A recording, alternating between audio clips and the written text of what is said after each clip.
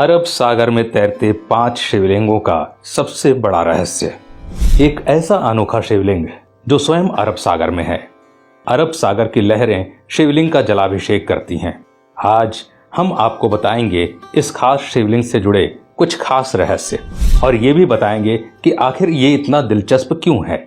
गुजरात के भावनगर में कोलियाक के तट से 3 किलोमीटर अंदर अरब सागर में स्थित हैं निष्कलंक महादेव। यहाँ पर अरब सागर की लहरें रोज शिवलिंगों का अभिषेक करती हैं।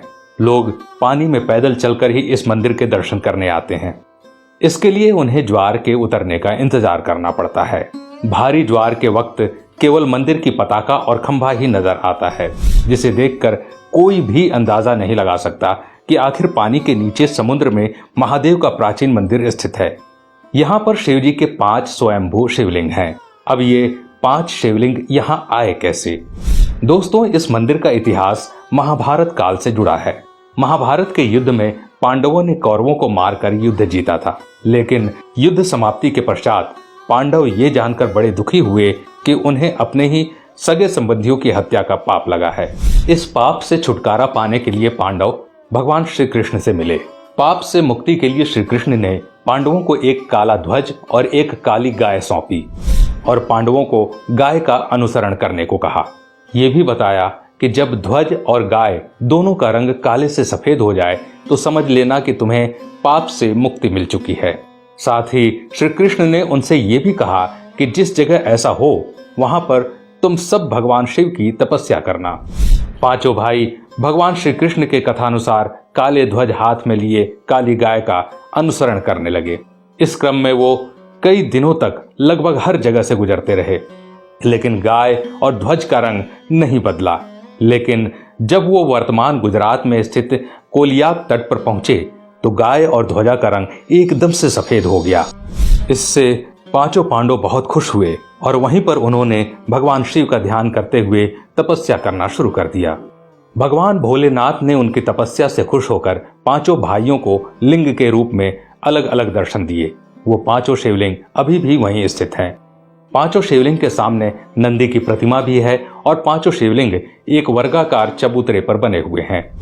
ये कोलियाक समुद्र तट से पूर्व की ओर 3 किलोमीटर अंदर अरब सागर में स्थित है। इस चबूतरे पर एक छोटा सा पानी का तालाब भी है, जिसे पांडव तालाब कहते हैं। श्रद्धालु पहले इसमें अपने हाथ पांव धोते हैं और फिर शिवलिंगों की पूजा अर्चना करते हैं, क्योंकि यहाँ आकर पांडवों को अपने भाइयों के कलंक से मुक्ति मिली थी। इसलिए इस खास मंदिर का नाम भी निष्कलंक महादेव मंदिर है। भादो महीने के अमावस को यहाँ पर मेला लगता है, जिसे भाद्रवी भी कहा जाता है, और अमावस्या के दिन इस मंदिर में भक्तों की विशेष भीड़ रहती है। हालांकि पूर्णिमा और अमावस्या के दिन ज्वार अधिक सक्रिय रहता है, फिर भी श्रद्धालु उसमें उतर कर जाने का इंतजार करते हैं और भगवान शिव के दर्शन करते हैं।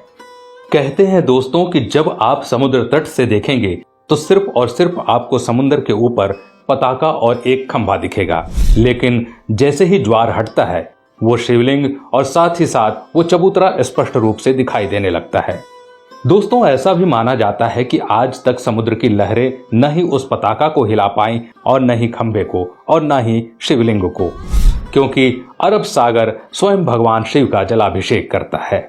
तो दोस्तों, अगर ऐसे में भविष्य में आपको इस खास मंदिर में जाने का अवसर मिले तो इस अवसर को चूकिएगा मत, या कभी आप गुजरात घूमने जाएं तो इस मंदिर के दर्शन अवश्य कीजिएगा, जिसे निष्कलंक महादेव के नाम से जाना जाता है। आज के लिए बस इतना ही।